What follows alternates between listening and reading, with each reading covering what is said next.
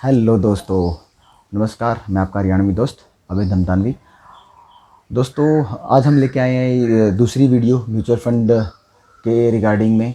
पहले की जैसे दोस्तों पहले की वीडियो में हमने जिक्र किया था कि म्यूचुअल फंड क्या होता है, कैसे काम करता है, ये किस तरीके से आपको पे आउट करता है, कैसे पैसे इसके अंदर इन्वेस्ट होते हैं, ये सब चीज़ें हमने जिक्र की थी। और हम जैसे पिछली वीडियो में बताया था कि इसकी बहुत सारी कैटेगरीज़ होती हैं, तो आज हम उन कैटेगरीज़ में बात करेंगे कि कितने प्रकार के म्यूचुअल फंड होते हैं और उसके अंदर फिर कितनी सब कैटेगरीज होती हैं। उसमें से फिर एक कैटेगरी के बारे में बात करेंगे, क्योंकि दोस्तों म्यूचुअल फंड का चैप्टर बहुत बड़ा है और इसके बारे में जितना भी पढ़ा जाए, जितना भी डिस्कस किया जाए वो कम होगा।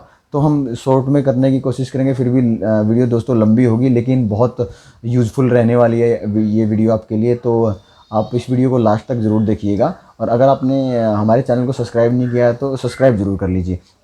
हाँ, तो दोस्तों जैसे मैं बता रहा था, म्यूचुअल फंड कितने प्रकार के होते हैं। म्यूचुअल फंड होते हैं दोस्तों जैसे equity mutual fund, debt mutual fund, hybrid mutual fund, sector focus mutual fund, ये सब अलग अलग तरह के म्यूचुअल फंड होते हैं। अब उसमें इक्विटी म्यूचुअल फंड जैसे मैंने बताया, सॉरी अपना equity mutual fund, debt mutual fund, then ELS, ये बहुत सारे तरीके के म्यूचुअल फंड होते हैं। आज हम बात करेंगे सिर्फ इक्विटी म्यूचुअल फंड्स की।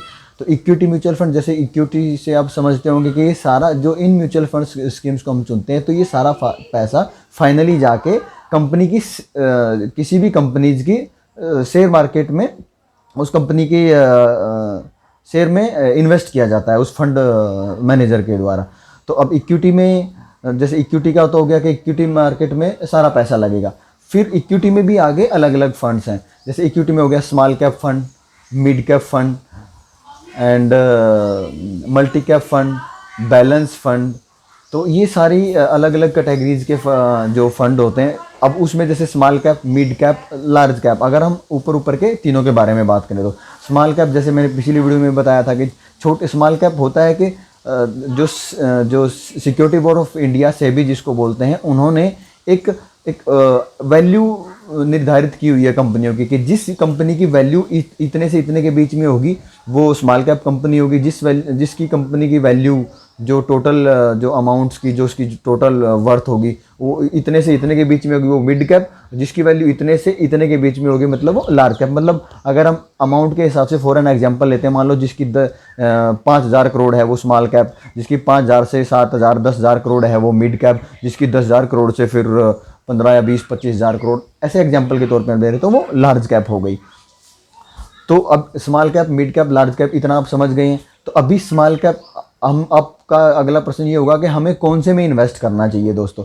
तो जैसे कि मैंने पहले भी बताया था, स्मॉल कैप छोटी छोटी कंपनीज में निवेश करता है, तो उनके जो ग्रो होने के चांसेस ज़्यादा होते हैं, लेकिन उनको वक्त लगेगा दोस्तों। जैसे आज हमने एक छोटा सा पेड़ लगाया, जैसे ये छोटा पेड़ लगाया हमने, तो इस पेड़ को हमें प्रॉपर तरीके से पानी देना पड़ेगा। मतलब हमें धीरे धीरे उसमें डिसिप्लिन रूप से, पेशेंस करके उसमें हम जो इन्वेस्ट करते रहेंगे। फिर जैसे हमारे का अगर कोई भी हमारा जो लक्ष्य होगा, जिस पर्पज़ की उसके लिए हम इन्वेस्ट करते हैं, जैसे 500 रुपये पर मंथ या 1,000 रुपये पर मंथ, हम जिस एक टारगेट को निर्धारित करके इन्वेस्ट करना शुरू करते हैं, तो जैसे 20 साल के बाद तो ये जो पेड़ होगा अच्छा 15 या 20 साल के बाद अच्छा फल देना शुरू करेगा, अच्छी छाया देना।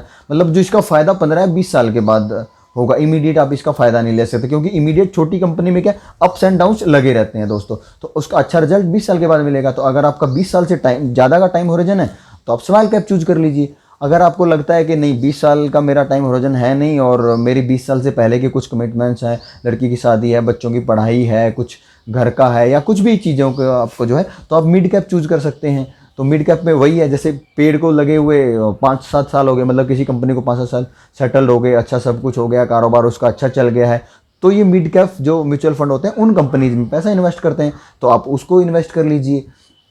इनके मैं रिटर्न वाइज फिर बाद में आपको डिफरेंस बताऊंगा। अगर जैसे लार्ज कैप है, आपको मान लग रहा है कि आपका टाइम होरिजन 5 या 7 साल ही है, तो आपको फिर लार्ज कैप म्यूचुअल फंड में निवेश करना चाहिए। अब इनके रिटर्न में कितना फ़र्क पड़ता है दोस्तों, ऑन एन एवरेज जैसे अगर मैं रिटर्न की बात करूँ, तो अब जैसे स्मॉल कैप में रिस्क ज़्यादा है, तो उसका रिटर्न भी ज़्यादा होता है। जैसे दोस्तों, तो जैसे स्मॉल कैप में अगर मैं ऑन एन एवरेज बोलूँ तो 12 से 13, 14, 15, 16, 17, कोई कोई म्यूचुअल फंड स्कीम्स तो ऐसी हैं दोस्तों कि जब से वो लॉन्च हुई हैं, अगर उनका एवरेजिंग देखेंगे पर एनम का तो 20%, 25%, 22-23%।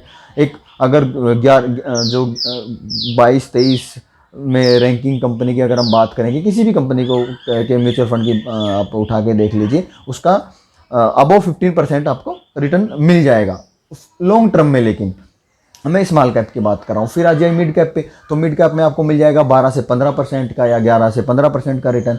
फिर आ जाइए आप लार्ज कैप में। लार्ज कैप में अगर आपका एक्सपेक्टेड है कि 9 से 10, 11, 12, 13% में ऐसे मिल जाएगा। और ये दोस्तों मैं एकदम मिनिमम करके बता रहा हूँ। अगर मैं अपने प्रैक्टिकल मेरी इन्वेस्टमेंट के हिसाब से या मेरी स्टडी के हिसाब से मैं बताऊं तो लार्ज कैप कंपनियां दोस्तों लंबे टाइम होरिजन में आराम से 12%, 13% रिटर्न देती हैं। और मिड कैप दोस्तों 15%, 16% रिटर्न दे देती हैं आराम से, एक नॉर्मल म्यूचुअल फंड भी। और स्मॉल कैप आराम से 16, 17, 18, 19, 20, 22% भी रिटर्न दे देते हैं दोस्तों। तो इसीलिए जब आप किसी भी आप जब सोचोगे कि मुझे कौन सा म्यूचुअल फंड लेना चाहिए, कौन सा सबसे अच्छा है, सारे अच्छे हैं दोस्तों। आपको बस ये देखना है कि आपको किस पर्पज़ के लिए, एक डिफाइंड पर्पज़ के लिए, किस पर्पज़ के लिए आपको इन्वेस्ट करना है। और अगर आपका पर्पज़ 5 साल के बाद है या फिर 10 के बाद है, 15 के बाद है, उसके हिसाब से उसमें इन्वेस्ट कीजिए। आपको कभी लॉस नहीं होने वाला। अब मान लो आपका टारगेट है 5 साल के बाद, आप किसी पर्पज़ के लिए आपने 10,000 महीना उसमें SIP म्यूचुअल फंड में इन्वेस्ट करना शुरू किया और आपको चाहिए वो पैसा 5 साल के बाद, और आपने गलती से चूज कर ली स्मॉल कैप स्कीम, तो पता चला 5 साल के बाद मार्केट डाउन चलेगी दोस्तों, तो आपका पूरा पैसा डूबेगा नहीं, बट प्रिंसिपल अमाउंट रहेगा, प्रिंसिपल अमाउंट से कुछ परसेंटेज कम रहेगा, मतलब आपको रिटर्न नहीं मिलेगा। थोड़ा बहुत पता चला 2-3% कम ही चला जाए, जैसे अभी पिछले साल लास्ट टाइम कोरोना में हुआ अचानक से इमरजेंसी। तो इसलिए आप अपने टाइम होरिजन को देखते हुए फंड्स की, म्यूचुअल फंड्स की कैटेगरी को उस हिसाब से चुनिए, ताकि आपको आपका जो एक पर्पज भी फुलफिल हो जाए, आपको टारगेट भी अचीव हो जाए और आपको लॉस भी ना हो। तो इतना ही इस वीडियो में, क्योंकि ज़्यादा लंबी वीडियो बनाने के बाद दोस्तों आपका भी इंटरेस्ट नहीं रहता। मुझे भी पता है किसी को फालतू किसी की वीडियोस या फिर कुछ पढ़ना लिखना ज़्यादा सा इंटरेस्टेड रहता नहीं है। तो आज सिर्फ मेरा इस वीडियो में हम अलग अलग वीडियो पार्ट बाई पार्ट बनाएंगे। जैसे आज हमने स्मॉल कैप, मिड कैप और लार्ज कैप के बारे में हमने डिस्कस किया। अब नेक्स्ट वाली जो वीडियो होगी हमारी कल या फिर आज ही मैं वीडियो बनाने की कोशिश करूँगा, सेकेंड पार्ट, उसमें हम बात करेंगे मल्टी कैप फंड क्या होते हैं, बैलेंस फंड क्या होते हैं और डेट फंड क्या होते हैं। उसमें भी एक रिफाइन सा कर लेंगे। और ज़्यादा कुछ आपको जानना है तो फिर उसमें गूगल में, यूट्यूब पे बहुत ऐसे, और आप किसी अपने अच्छे फाइनेंशियल प्लानर से मिलकर भी कर सकते हैं। इन वीडियोज़ जो मैं आपके लिए एज ए हरियाणवी दोस्त, एज ए आपका दोस्त में जो वीडियोज़ लेके आने का मेरा पर्पज़ मेन ये है दोस्तों कि आपको इन चीज़ों के बारे में थोड़ा थोड़ा पता चले, आपके दिमाग में कहीं किसी कॉर्नर में वो बात चले और फिर आप उसके बारे में रिसर्च करना शुरू करो।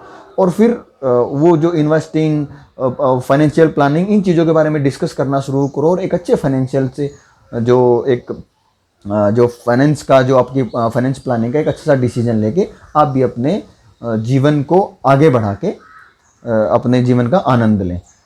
तो तब तक के लिए दोस्तों नमस्कार, मिलते हैं अगली वीडियो में। अगर इस चैनल को आपने सब्सक्राइब नहीं किया तो सब्सक्राइब कर लीजिए और बेल आइकन नहीं दबाया तो बेल आइकन दबा लीजिए।